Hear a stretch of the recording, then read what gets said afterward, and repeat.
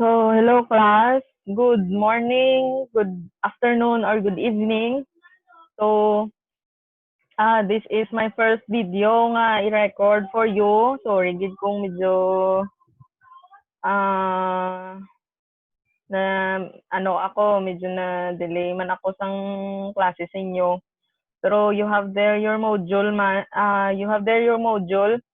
Kay ginaano ko pa ni siya ginapangitaan ko pa siya kung diin ko makuha sang sang details bala sang subject kay this subject is new to me pero hindi man gid super new kasi part ni siya sang auditing theory man sa amon nga curriculum. So I still have a background man about operations auditing. So to start with, mouse. Okay.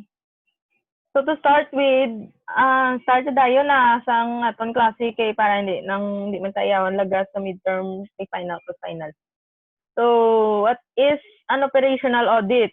So it is a methodology for assessing the conformity of implementing the procedures and methodologies set forth in the department's instructions, regulations, or documents. So operational audit, unlike sa external audit or ang audit bala sa public practice in which it is performed by an independent CPA, ang operational audit usually it is a subset ni internal audit sa company.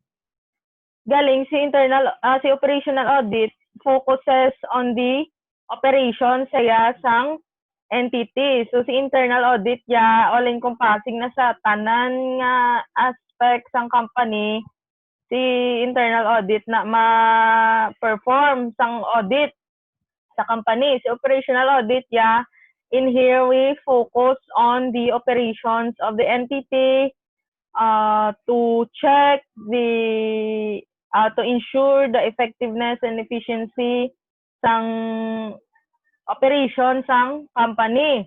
So operational audit is performed by specialized auditors, si mga operations auditor. So upon completion of the auditing process, a report of findings with recommendations is submitted. As usual, kung mag-audit kita, usually may audit report gid man kasi nga gina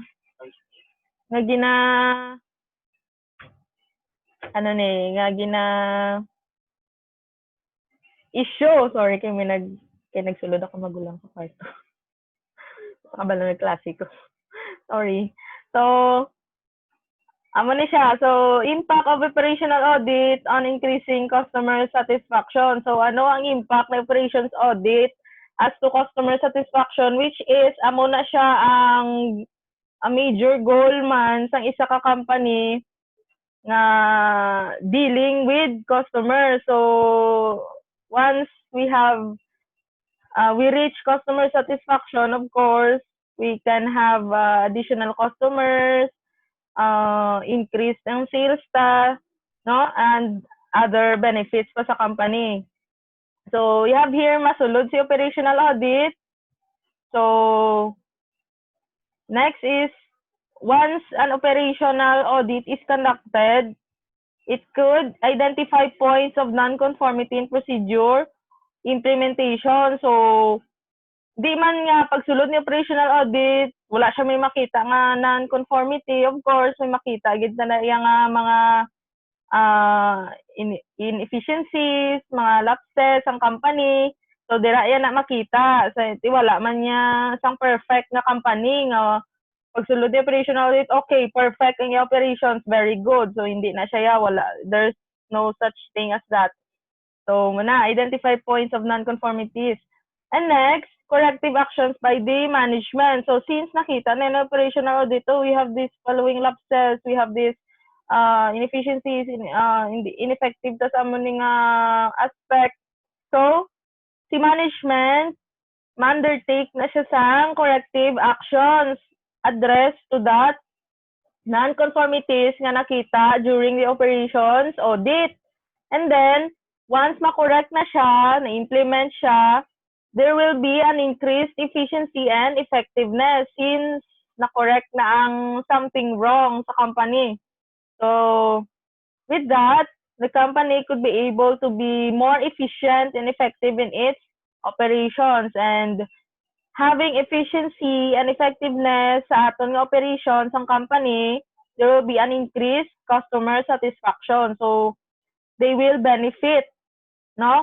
Not only the company will benefit, the positive effects of operational audit, ang goal ta is we can be able to achieve our goal, which is to increase our customer satisfaction kay sila gid man ang makapulos sang effects sang operations audit, no? So amo na siya ang impact sa operations audit when it comes to customer satisfaction. So evaluation made of management performance in conformity with policies and budgets.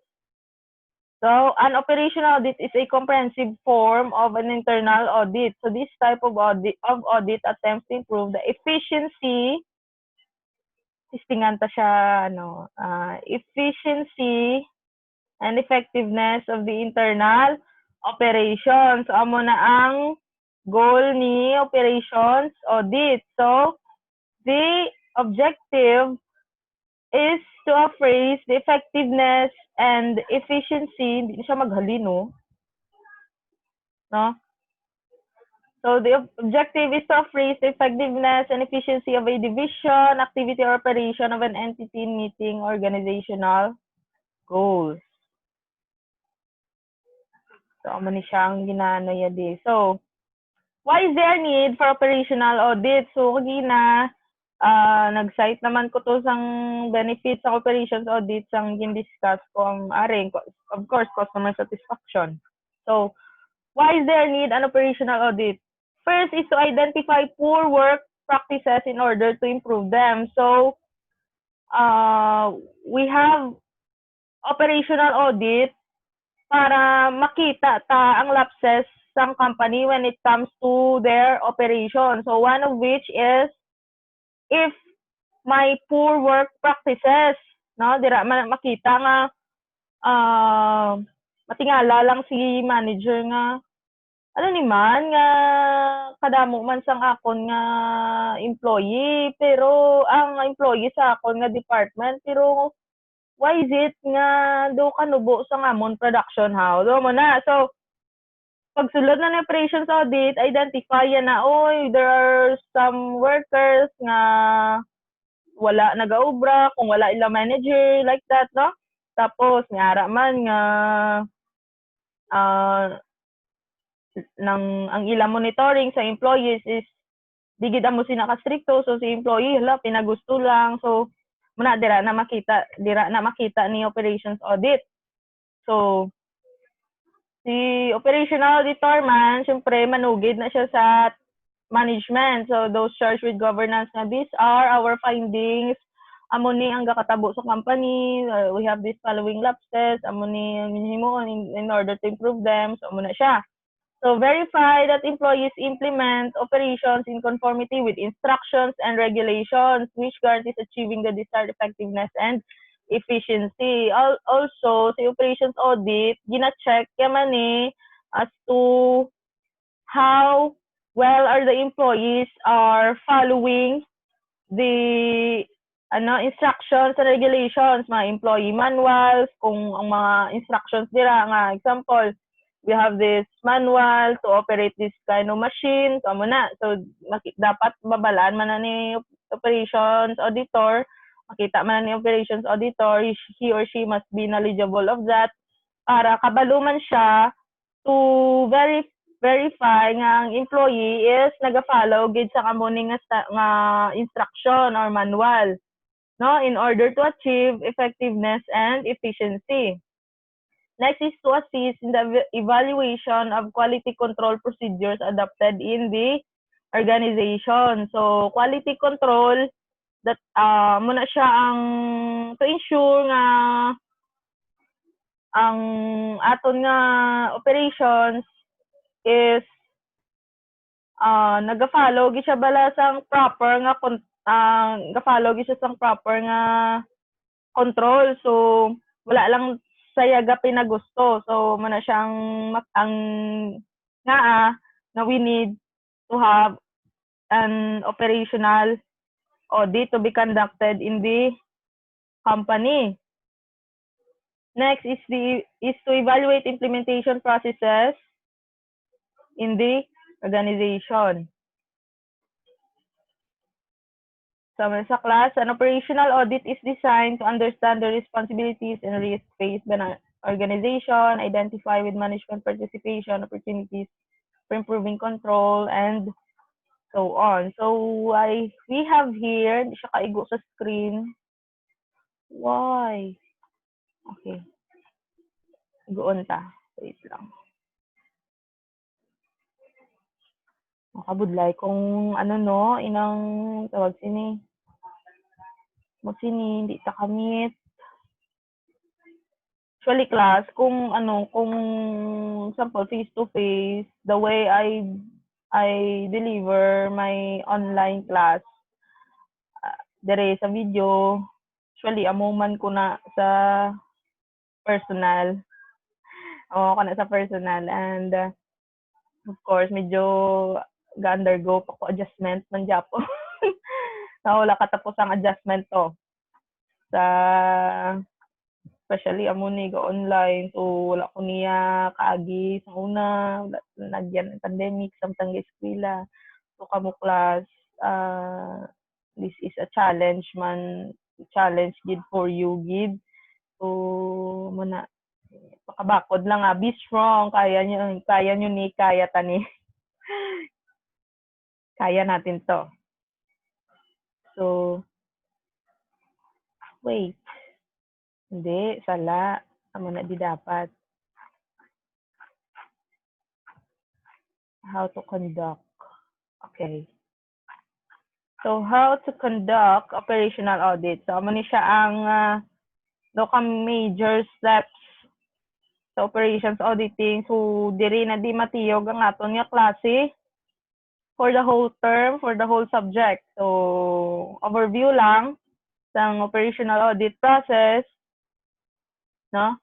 First, you select procedures or departments whose operations are to be audited. So, number one yung i-identify is ano nga department ang i-audit ta, ano ang procedures that we are going to undertake to audit that kind of department. Kung ano ang mga operations nga aton nga i-audit. So you select, you identify. Then, once ma-identify nyo na kung ano ka mga department na audit, so you determine your audit objective. So later on, we will discuss that one by one. Then, kung ma-determine nyo na yung audit objectives in relation sa department nga gusto nga i-audit nyo, then you select the audit team and determine the schedule. So you have already your audit objectives. Then from there, you decide kung sino nga member, kung sino ang member nga ma-audit ng sini nga department. Of course, those members required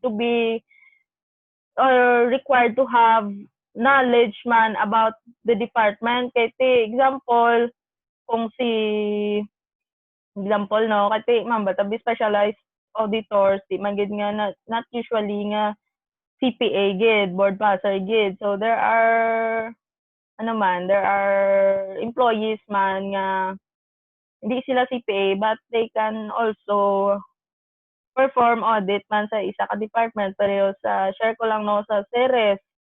So not all of their internal auditors are CPA. So may man di sila member nga IT. So si internal auditor na siya.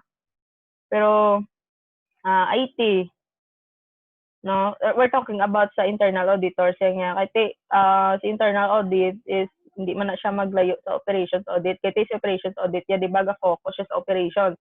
Si internal audit ya is sa tanan-tanan, no? So may member sila nga IT. So usually ginabutang na siya sa IT audit, no? Kung ano naman niya, mayara man to, hindi siya CPA pero ano siya, yes, background on operations, nakaagi siya conductor, nakaagi siya driver, so nag-internal audit siya. So mag-conduct sila audit, kinabutang gid siya sa operations. So muna kabalo siya sang isuwan sang ticket, tama na nang so on. Tapos ang mga CPAs, siyempre ginabutang saya sa financial, ara sa finance, na-audit, tananada, mga supporting documents, accounting documents, amo na iya gina-audit. So, amo na sa class. So, muna kung magamba ka auditor, not necessarily nga dapat CPA kagid, board passer kagid. No. Ang everyone can be an auditor basta may knowledge ka lang sa isa ka department, tamo na sagad ka sa amo sina nga kung sa diin na nga department. So kung sa operations naman niya, kay isa pa man lang ka company na obrahan ko nga private. So kung operations, of course, ang ma-audit sina is may background man sa operations. So muna di ang gina-consider man in selecting the audit team. Kaya dapat ang members na iya sang imo nga audit team is must or required to have a background about the department nga i-audit nyo. Di para kang mag-perform na kamo sang audit nga proper, di man balabag o man sa imo haw nga nunin siya man so kinanglan mo pa yata tunan tanan. So amo na siya, no, in selecting the audit team. So next is define the operations to be audited. So you identify mo no mga operations sa sinang department, anong kinanglan i-audit dira. Tama na sa.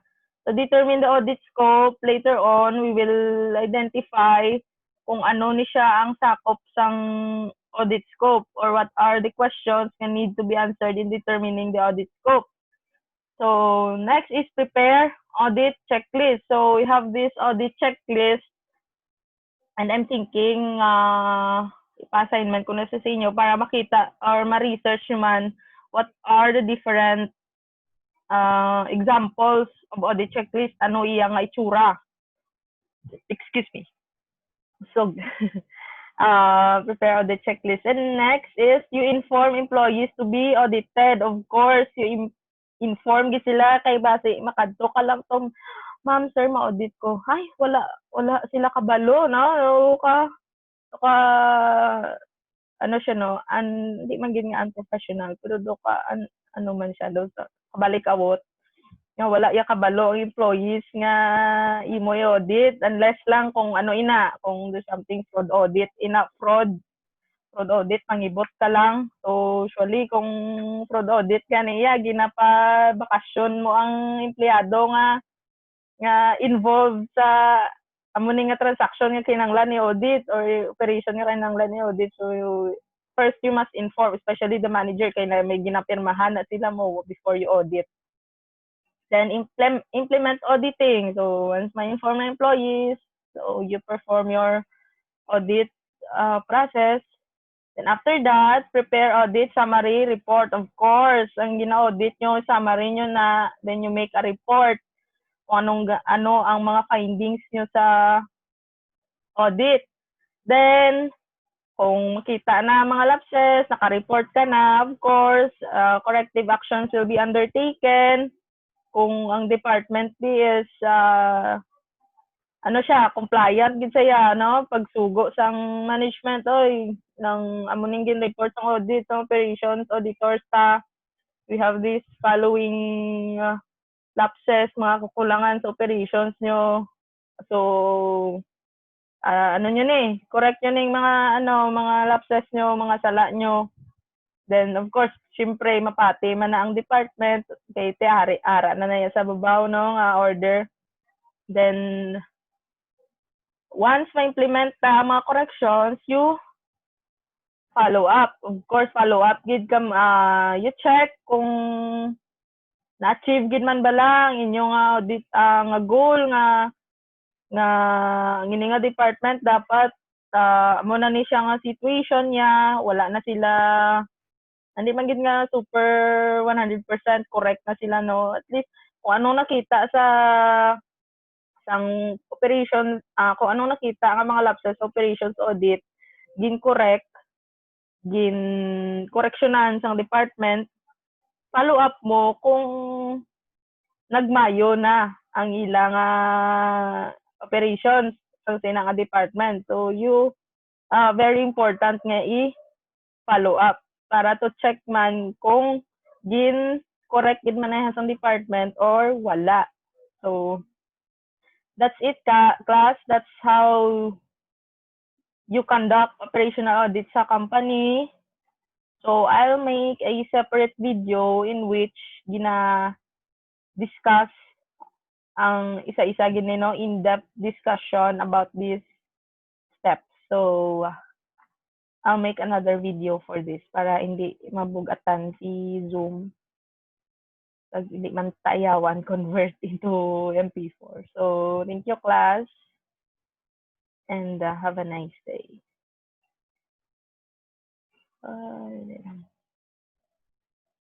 Makita.